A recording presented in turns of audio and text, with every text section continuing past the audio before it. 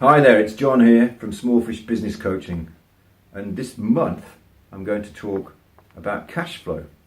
Cash flow, as I'm sure you're aware, is very important. If you don't have cash flowing in your business, things are very stressful and you can even go under, and not having cash flow or poor cash flow is the biggest cause of businesses failing, right? You can be profitable and have no cash flow and still be insolvent and go under. So it's important. Now, what do I mean by cash flow, right? I mean having enough money around to be able to pay for everything. And when cash flow is tight, it's not easy to pay everybody, and you're scratching around, or you're juggling, or you're putting people off, and it's a very stressful thing to do.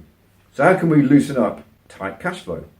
Well, I'm going to talk about 5 things. I'm going to make 4 videos because there are 4 weeks in a month, but I'm going to talk about 5 things, okay? The first one I've tacked on to the end of today, or the beginning. I'm talking about deal flow.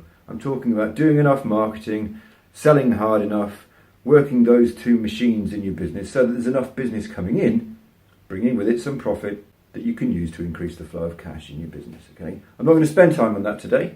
That's a marketing and a sales discussion, and I've talked about both of those things before.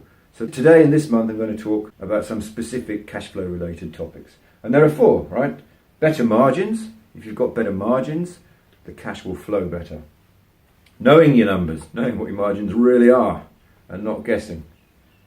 Dragging the money in sooner. And the last one is actively managing your cash flow. So today I'm going to talk about how to have better margins. Now, I spend a lot of time with my clients in the Tradies Toolbox coaching program. I spend a lot of time and energy working on pricing and working on charging more, okay?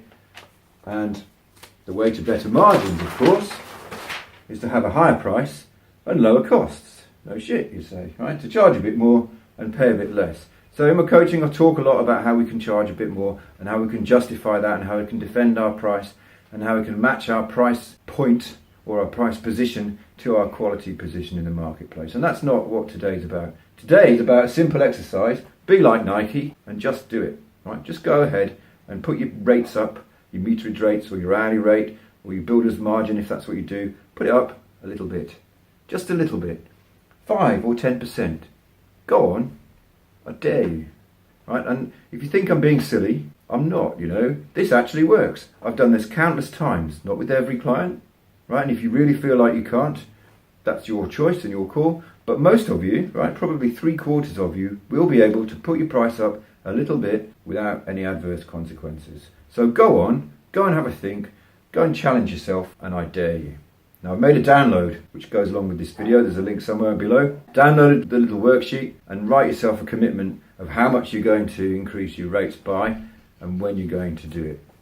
Okay? Because nothing happens until you actually do something different, does it? Right? You're not going to change your cash flow if you listen to my video and say, that's interesting, John, and you don't go ahead and do anything. So go ahead and do something, right? Actually put your price up that little bit. Okay, so we've talked about charging a bit more. Now we're going to talk about paying a bit less. And I'm very aware of the irony here that I'm saying charge a bit more, but go ahead and tell all your suppliers that you don't want to pay anymore. In fact, you want to pay less.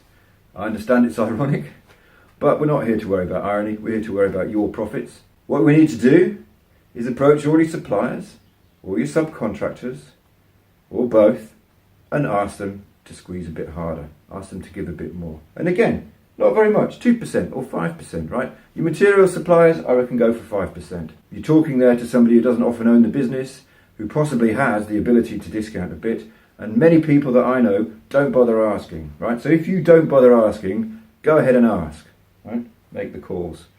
If you habitually ask for better prices, be a bit more considered, add up how much you spend over the year, maybe make some other concessions like promising to spend more money with them, that kind of thing. And then with your subcontractors, right? If you put forward prices for a job that include the rates or amounts from a subcontractor, particularly if you're a builder, then go ahead and when they submit their prices to you, ask them for a bit more. And when you win a job and you've got an actual job to give them, ask them again.